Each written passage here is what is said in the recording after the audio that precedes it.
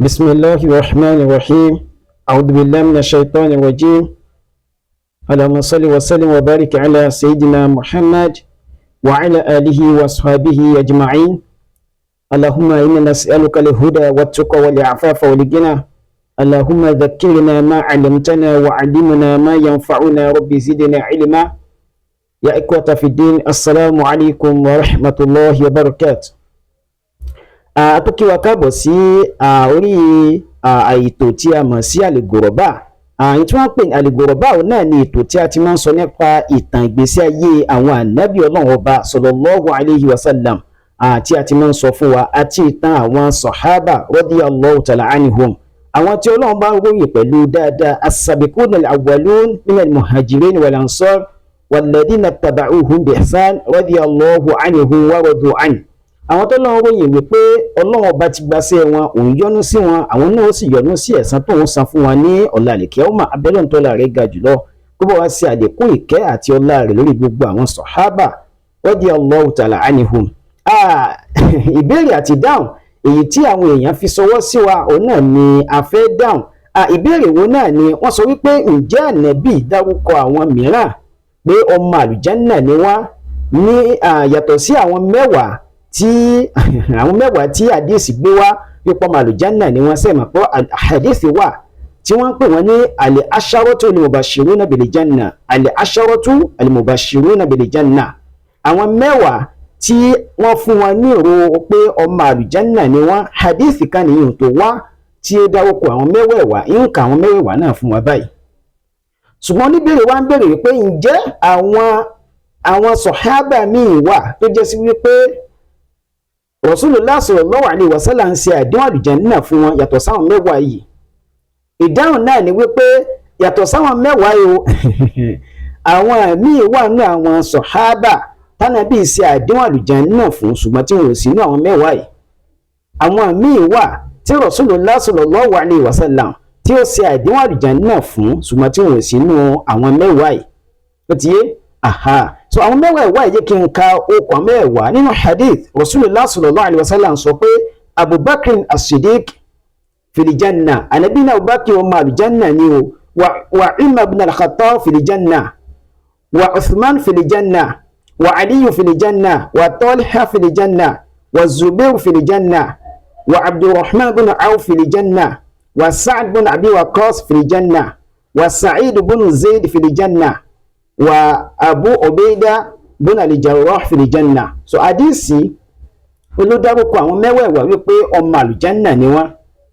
So yàtọ̀ sáwọn mẹ́wẹ̀ẹ̀wá yìí, Al-Ghuraba wa fi ń dá wa lójú wípé àwọn sàhábà míì wà tí Rasulullah sallallahu alaihi wasallam tí wọ́n ṣe àdéhùn àlùjánnà fún, tí wọ́n yàtọ̀ sí àwọn yìí. Àwa náà lè láǹfààní láti fi ìbéèrè tiwa gbogbo tó bá ní í ṣe pẹ̀lú ìtàn ìgbésí ayé àwọn ànábì Ọlọ́run Ọba, èyí tó bá ní í ṣe pẹ̀lú ìtàn ìgbésí ayé àwọn sọ̀hábà, èyí tó bá ní í ṣe pẹ̀lú ìtàn ìgbésí ayé àwọn sálàf, àwọn àfẹ́ẹ̀sìn nínú ẹ̀sìn, àwọn àfà gẹ́gẹ́ bí àwọn a'immal arba, àwọn àfà mẹ́rẹ̀ẹ̀rin, tàbí àwọn sálàf míì tó ti wá síwájú àbí lẹ́yìn wọn, òun náà ni Al-Ghuraba wà fún wa.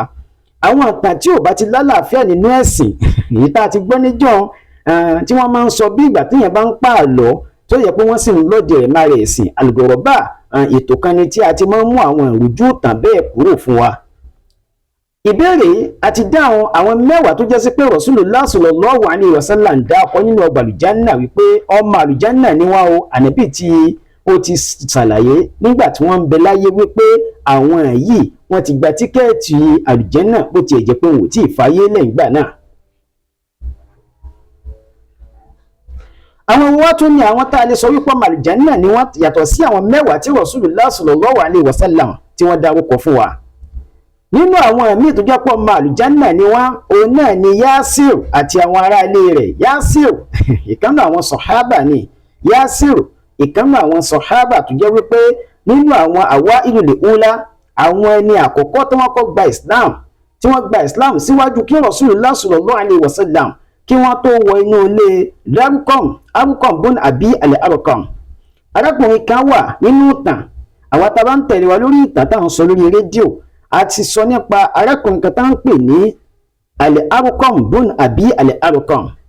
arákùnrin tí wọ́n ń pè ní Al-Arqam bun Abi Al-Arqam inú ilé rẹ̀ ni Rasulullah sallallahu alaihi wasallam sàlẹ́sà fún àwọn mùsùlùmí láti wá máa pàdé rẹ̀, láti máa ka Al-Qur'ani fún wọn, láti máa kọ́ wọn ní ẹ̀kọ́ ẹ̀sìn Islam. Nígbà tí Islam wà ní bòńkẹ́lẹ́ tí àwọn Yehudi, àwọn Nasara, àwọn Quraysh tí wọ́n fẹ́ gbọ́ nǹkan tí ń jẹ́ Islam nílẹ̀ Lárúbáwá. Nígbà tí Rasulullah sallallahu alaihi wasallam Mákà tí Islam di tí wọ́n pé kọ̀rọ̀ náà ti ń ṣe inú ilé Al-Arqam bun Abi Al-Arqam inú ilé rẹ̀ náà ti ń ṣe Islam. Naam, ẹni àkọ́kọ́ tá a lè sọ òun náà ni Yasir àti àwọn ará ilé rẹ̀ òun náà ni Ammar bun Yasir àti ìyàwó ẹ̀ tán pè ní Sumayya bintu Khayyat. Báwo la ṣe ẹ̀rí wo ló fi rinlẹ̀ fún wa wípé Yasir àtàwọn ará ilé rẹ̀ ọmọ àlùjánnà ni wọ́n? Nígbà tí Islam wá di tó fẹ́ máa hàn síta tí àwọn Yehudi àti àwọn Quraysh tí wọ́n ti ń gbọ́ wípé ẹ̀sìn kan ti wà, ẹ̀sìn àjèjì, wọ́n pè ní dínú sọ́bíù ní pé sọ́bíù òun ẹni tó yẹ kó mú ẹ̀sìn míì tàbí lànà míì tó yàtọ̀ sí táwọn èèyàn rìn láwùjọ tó mú ní ìlànà. So wọ́n pe ànábì ní sọ́bíù, ẹni tó mẹ́sìn míì wà tó yàtọ̀ sí táwọn ń ṣe. Báyìí ni àwọn Quraysh ti gbá Ammar àti bàbá rẹ̀ tó ń pè ní Yasir àti ìyá rẹ̀ tí wọ́n pè ní Sumayya, báyìí ni wọ́n ti gbá wọn mú. Wọ́n fi ìyà tó lágbára jẹ wọ́n. Ìyà yìí ní agbára débi pé wọ́n gbé ẹ̀yìn wọn lórí àpáta nínú inú oòrùn tó gbóná gan, wọ́n gbé ẹ̀yìn wọn lé, wọ́n máa fi ìyà tó lágbára jẹ wọ́n. Ìyà yìí ń jẹ Ammar bun Yasir àti Yasir tó jẹ́ bàbá rẹ̀ àti Sumayya, ìyà yìí ń jẹ wọ́n bẹ́ẹ̀. Rasulullah sallallahu alaihi wasallam wá kọjá lọ́njọ́ kan, ó wá rí bí wọ́n ti ń fi ìyà jẹ àwọn wọ̀nyí nínú oòrùn tí wọ́n fi ara ìyà tó lágbára tó sì ń fara ní wọn. Rasulullah sallallahu alaihi wasallam wá sọ fún wọn pé sabran ya ala Yasir fa inna maw'idakum li janna. Ànábì ní ẹ ṣe sùúrù, sabran ya ala Yasir, ẹ̀yin mọ̀lẹ́bí Yasir ẹ ṣe sùúrù, fa inna maw'idakum li janna. Ibi tẹ́ padà dé sí tá bá ìfàyè lẹ̀ àlùjánnà ni o. Sallallahu alaihi wasallam alladhi la yantiqu anil hawa, ẹni tí ìsọ̀rọ̀ pẹ̀lú fẹ́nu. Wáyìí ló wá bá ànábì yìí pé àwọn tí wọ́n fìyà jẹ yìí ọmọ àlùjánnà ni wọ́n. Báyìí ni ànábì ti sọ fún wa. Kódà nínú hadisi mi tún sọ wípé sabran ya ala Yasir, ẹ̀yin ará ilé Yasir ẹ ṣe sùúrù, Allahumma ikfir li ali Yasir, ìrẹ́ Ọlọ́run bá wa foríjì àwọn ará ilé Yasir. Faqad fa'alta, ànábì ní ìrẹ́ Ọlọ́run kò mọ̀ pé ó ti ṣe bẹ́ẹ̀. Lójú ẹsẹ̀ ànábì náà tó ń fún wa níwáyé pé faqad fa'alta, ọ̀rẹ́ Ọlọ́run bá ti ṣe ohun tí mo béèrè fún. So Yasir àti àwọn ará ilé rẹ̀ nínú ọmọ àlùjánnà ni wọ́n. So báyìí ni wọ́n ti fi ìyà jẹ Ammar àti bàbá rẹ̀ tí í ṣe Yasir. Yasir padà kú sórí ibi tí wọ́n so mọ́, ibẹ̀ náà ló padà fayé lẹ̀ sí.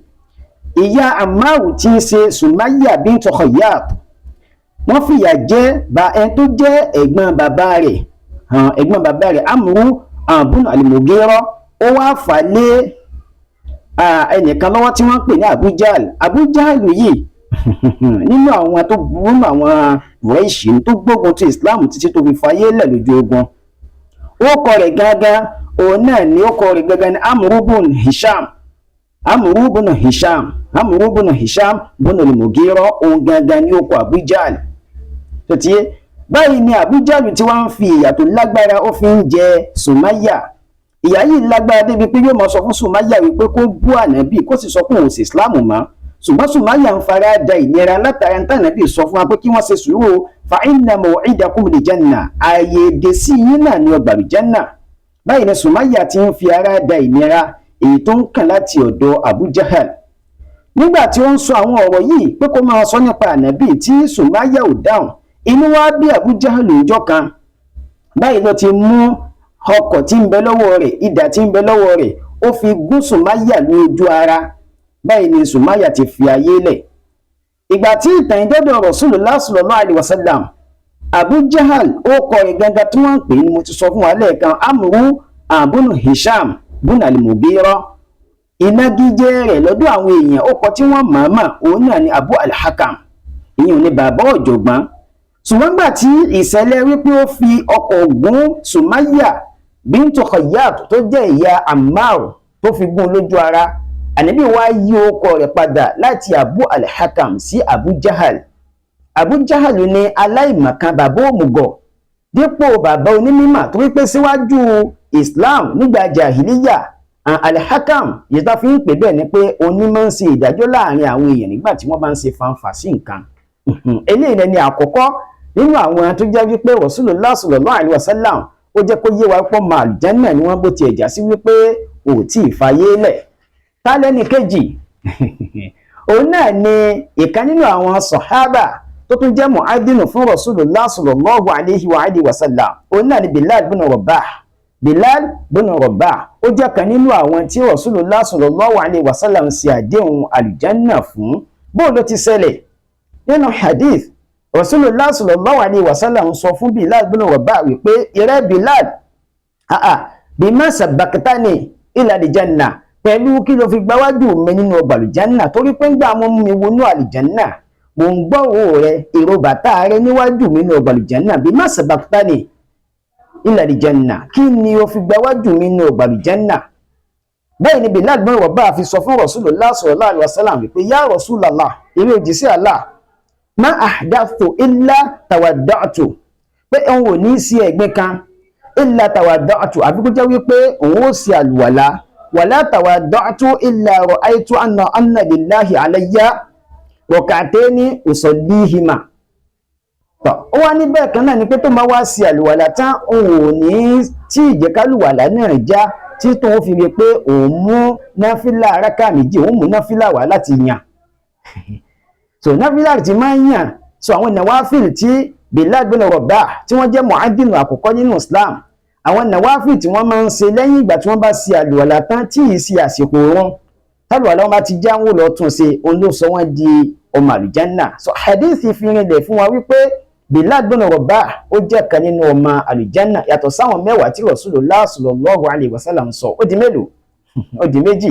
Ẹ jẹ́ n fẹ́ yọkan sí. Ìbéèrè wọn yóò ní apá kínní, yóò ní apá kejì, kódà ó ṣeé ṣe kó ní mẹ́ta mẹ́rin, torí pé àwọn tí Ànábì ṣàdéhùn àlùjánnà fún àti ìkà wọn tán o. Al-Ghuraba àti ṣèwádìí wọn, a sì kó wọn jọ lágbára Ọlọ́run, a sì sọ gbogbo wọn tán ní orí ìkànnì náà. Ẹlẹ́ẹ̀kẹta nínú àwọn tí Ànábì ṣe àdéhùn àlùjánnà fún ṣùgbọ́n tí wọ́n sì nínú àwọn mẹ́wàá al-asharatu al-mubashiruna bil-janna, àwọn mẹ́wàá tí Ànábì ṣe àdéhùn àlùjánnà fún nínú hadithi tí a ti gbọ́ níbẹ̀rẹ̀ ètò. Ẹlẹ́ẹ̀kẹta nínú wọn òun náà ni arákùnrin kan tá ń pè ní Amru bin Jumuh. Amru bin al-Jumuh, ta ni wọ́n ń jẹ́ bẹ́ẹ̀? Ta ni ń jẹ́ bẹ́ẹ̀ ní àwọn sàhábà? Ó pọ̀ àwọn sàhábà pọ̀, ó pọ̀ nù wọn tí àti èèmọ̀ gan tó jẹ́ sí wípé tá a bá ń gbọ́ ọkọ̀ náà tí ìbá ṣe pa àgbọ̀ nínú ìtàn tí wọ́n sọ̀tàn wọn pé Sahabiyyu Jalil, sàábé ni wọ́n, ọ̀pọ̀lọpọ̀ aláàlè mà pé sàábé ni wọ́n. Abu Hurairah, Abubakar As-Siddiq àti bẹ́ẹ̀ bẹ́ẹ̀ lọ lélẹ̀ tó gbajúgbajà lọ́pọ̀lọpọ̀ ọ̀dọ́ wa. La fi ní kájọ súnmọ́ bí ètò yìí tó wà fún ni pé láti ṣe wá láǹfààní ká mọ̀tàn nípa ìtàn ìgbésí ayé àwọn sàhábà, àwọn tó já sí wípé wọ́n ti gbawájú nù sí olóore, àfi káwa náà fi nífẹ̀ẹ́ wọn kálíbà àtàrà wọn di ẹni tí Ọlọ́run bá yọ́nú sí, kí Ọlọ́run bá kó ṣe àlékún ìkẹ́ náà fún àwọn sàhábà. Amru bin al-Jumuh yìí ìkan nínú àwọn sàhábà ni. Nígbà tí Rasulullah sallallahu alaihi wasallam tí wọ́n fẹ́ lọ jà ìkan nínú àwọn ogun ẹ̀sìn, Amru bin al-Jumuh ó wá sọ fún àwọn mọ̀lẹ́bí rẹ̀ pé òun fẹ́ lọ jagun. Ìgbà tó sọ fáwọn mọ̀lẹ́bí, wọ́n wá kọ̀ fún wípé láà ò ní lọ. Báyìí ni Amru bin al-Jumuh bá gbéra láti lọ sọ fún Rasulullah sallallahu alaihi wasallam pé àwọn mọ̀lẹ́bí wọn fún oníyọ̀ǹda láti darapọ̀ mọ́ ìrẹ́ Rasulullah lójú ogun. Báyìí ni Rasulullah sallallahu alaihi wasallam ó wá sọ fáwọn mọ̀lẹ́bí ẹ̀ pé láà ẹ má kọ̀ fún, alaykum an la tamna'ihu, ẹ gbọ́dọ̀ kọ̀ fún o, la'alla Allahu yarzuquhu shahada, bóyá tí ó bá lọ jagun yìí Ọlọ́run lè rọ̀ lọ́rọ̀ kí ó jẹ́ kan nínú àwọn tí ó kúkú ṣẹ̀hídí, nínú àwọn tí ó kúkú ṣẹ̀hídí, àwọn ikú ẹ̀sìn tó yẹ pé yóò dọ́mọ àlùjánnà látara rẹ̀, bóyá ó lè ṣeéṣe kó jẹ́ kan nínú wọn. Báyìí ni Amru bin al-Jumuh báyìí ló ti gbéra láti máa lọ.